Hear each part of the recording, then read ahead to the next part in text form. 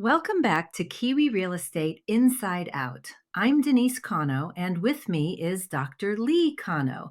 Yes, the surname is Kono, not how it looks on paper. Thank you. Thank you.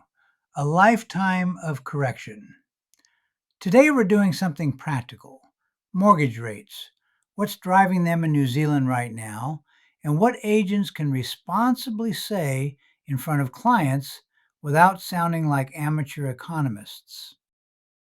Which, frankly, is a useful life skill in this business. So let's anchor this. The Reserve Bank held the OCR at 2.25% in February 2026. And the message was not, cuts are right around the corner. It was more, we're holding and we're watching. Yes, a kind of monetary policy version of waiting at the traffic lights with your foot hovering, not accelerating, not reversing, just watching the intersection. And agents need that wording in their heads because clients hear inflation easing and immediately think rates must fall next week. Right, but that's too simplistic. Annual inflation was 3.1% in December 2025, and the Reserve Bank has said it expects inflation to move back toward 2% over the next year. That matters. It tells us the inflation trend is improving, but it does not automatically mean bank/fixed rates tomorrow morning. Exactly. The OCR matters, of course, but fixed mortgage rates are not being set by a Ouija board reading the next OCR decision. They're being driven more by wholesale swap rates and by bank funding costs. In plain English, what it costs banks to secure money and what markets think interest rates may do over time. And this is the part agents can use in a listing presentation. If a seller says, surely rates are about to drop because inflation is easing, you can calmly say, maybe eventually, but fixed home loan pricing often moves on wholesale markets and bank funding costs, not just on the OCR itself. That's accurate, measured, and it keeps you out of hot water. I go even shorter in a buyer appointment, something like the cash rate is one influence. Fixed rates also reflect what banks are paying for funding and what markets expect ahead. Done. No lecture, no whiteboard. Unless you travel with a whiteboard, which would be concerning. Don't tempt some of them. But seriously, this is where agents get tripped up. They focus on one headline number and ignore the plumbing underneath. And the plumbing matters because a bank can hold or even lift a particular fixed term if its funding costs move, even with no OCR change at all. That's the key reality as of now. We are not in a clean, straight line, OCR down, mortgage rates down, buyers rush in moment. We're in a more nuanced phase. Inflation is better behaved than it was. The Reserve Bank appears more comfortable than before, but the near term rate picture is still being shaped by market pricing, not just central bank posture. And for agents, nuance is not a weakness, it's credibility. You're not there to forecast the entire economy. You're there to help a buyer or seller understand what environment they're operating in this month, maybe the next 2 months. That's enough. Well said. So, the headline for Chapter 1, if we were terribly organized, and we are not always, is this: OCR on hold at 2.25%, inflation at 3.1% in the latest annual read for December 2025. Inflation expected to drift back toward 2%, but fixed mortgage rates are being driven more immediately by swap rates and funding costs. That's the frame. And that frame helps you sound informed without pretending certainty. Which brings us neatly to what agents can actually use over the next 60 days. So, next 60 days. Most likely outcome? Stable to slightly firmer mortgage pricing. Not dramatic, not cinematic. More like selective specials popping up here and there rather than broad based cuts across the board. Yes, that's the practical read. If I were coaching an office this week, I'd say, don't build your buyer conversations around cheaper money is imminent. Build them around pricing is broadly stable, and some banks may compete on certain terms at certain moments. That is a very different message. And it's safer because banks can reprice fixed terms quickly. I mean, quickly. The OCR can stay unchanged, and banks can still tweak specials, pull them, narrow them, widen them, depending on wholesale markets and funding pressures.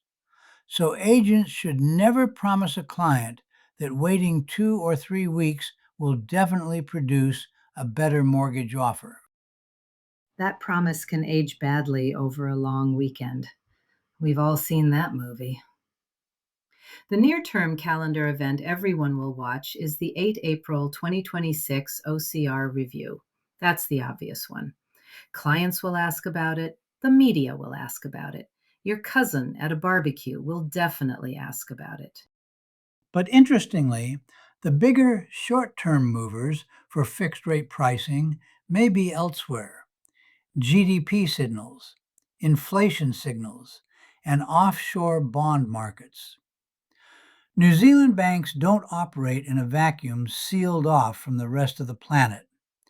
Global bond moves feed into local funding conditions, and that can matter just as much, sometimes more, than a domestic hold. I think that's where agents can sound very grounded. You can say, yes, we've got an OCR review coming, but fixed mortgage pricing can also move with wider economic data and offshore markets. It tells clients gently that the answer is not sitting in one single date on the calendar. And let's make this agent useful. In negotiations over the next 60 days, if a buyer says, "We'll wait because rates should be cheaper soon," the agent's response should be something like, "That may happen, but it's not guaranteed, and banks can move fixed pricing without an OCR change. If this property suits, get your finance position clarified now." That's good. And for vendors, if they're worried the market is frozen until rates fall, you can say, stable mortgage pricing is often enough to support inquiry and decision making. Buyers don't need a huge rate drop to transact, they need confidence and clarity. Confidence and clarity. That's very good. Write that on the whiteboard you're apparently carrying around. Oh, hush. But yes, stable to slightly firmer is the most useful working assumption. Not because we know the future with certainty, but because that's the sensible probability range right now. And selective specials, not broad cuts, helps agents avoid overselling hope. I'd add one more caution. Agents sometimes hear one sharp special from one bank and treat it as a whole market trend. It may not be. It may be tactical, term specific, or customer specific. So don't generalize from one rate card citing and then build your prospecting language around it. Exactly. The phrase I'd use is there may be opportunities, but they may be brief and selective. That gets buyers moving without sounding manipulative. Preparation beats prediction. In fact, where was I going with this? Oh, right. Your best leverage in the next 60 days is not clairvoyance. It's having buyers finance ready before a special disappears or a property they want comes up. That's the heart of it. Don't promise cheaper money. Don't dismiss the possibility either. Just respect that banks can reprice quickly and the market may remain mostly stable with little pockets of movement. That's what agents can use right now. Let's make this super concrete. What should agents actually say? For buyers, I'd say this: Affordability has improved from the peak stress period, but the best specials can be short lived, so getting prepared matters. That's clean. It's true to the environment, and it nudges action without doing the hard sell. Yes, because improved from peak stress is not the same as easy. That distinction matters. Some buyers are still stretched. So don't over romanticize affordability. Instead, frame the opportunity as better than it was, with a need for readiness. Finance pre approval, document gathering, broker or bank conversations, whatever route they use, done early, not after they've emotionally married the house. And in a buyer appointment, you can say, the window for a sharp special, if one appears, may be brief. So the advantage goes to prepared buyers, not just optimistic buyers. I love that line because it also helps explain urgency in a grown up way. For sellers, I'd coach agents to avoid saying, rates are stable, so prices are about to jump. That's a bridge too far. Better to say, stable mortgage pricing can support buyer inquiry and confidence, even if it doesn't create a sudden surge in prices. Sellers can hear that. It's balanced. Balanced sells, actually. Or maybe I should say, balanced earns trust, and trust helps things sell. You can tell a vendor, this is a steadier lending backdrop than we've had at more stressful points. That supports engagement.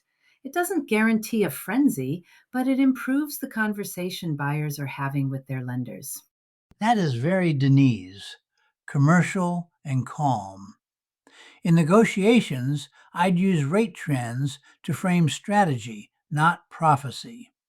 For example, mortgage pricing is relatively stable right now, so serious buyers who are finance ready may not want to overplay delay tactics. Or to a buyer, if this is the right property, negotiate the property well. Don't build the whole decision on hoping rates magically improve. Yes, speak in probabilities, not predictions. That's maybe the biggest takeaway of the whole episode. Say most likely, may, could, appears at this stage. Those words protect your credibility because they reflect reality. None of us knows exactly what a bank desk or a bond market will do next Tuesday. I mean, if you do know, you're probably in the wrong profession. But seriously, probabilities help agents guide urgency. They help frame why a buyer should get finance ready now. They help frame why a seller should meet the market while confidence is supported. And they help keep everybody off the dangerous ledge of certainty. So, a quick recap: agents can lift straight into conversations. Buyers, affordability is better than the peak pressure period, but preparation matters because specials can be selective and brief. Sellers, stable mortgage pricing supports inquiry and confidence, though not necessarily a sudden price surge.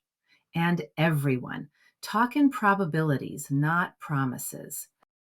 And if you need one closing line in a meeting, try this. The current rate environment doesn't remove the need for negotiation and preparation. It makes both more important. That works with buyers, it works with sellers, it even works with agents who maybe need to hear it themselves. Fair. All right, that's us for today. Practical, hopefully useful, and not a crystal ball in sight. Thanks for listening to Kiwi Real Estate Inside Out. I'm Dr. Lee Kano, Kono, still fighting that battle. And I'm Denise Kono. Lee, always good. Always, Denise. Bye for now. Bye, everyone.